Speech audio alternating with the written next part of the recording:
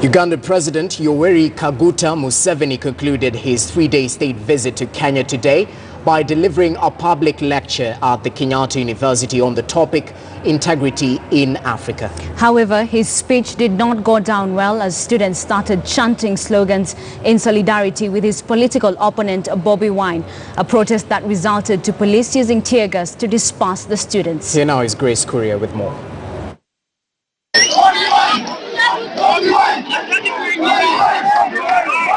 This is not Kampala, Uganda. Neither is it anywhere near Uganda.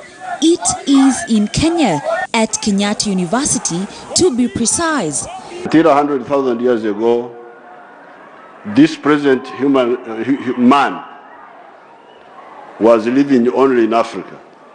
Now, inside the university's amphitheater, Uganda's President Yoweri Kaguta Museveni was delivering his lecture on integrity in Africa.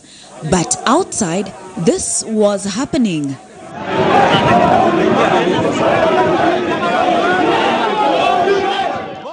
The obviously irate students did not spare the country's flag.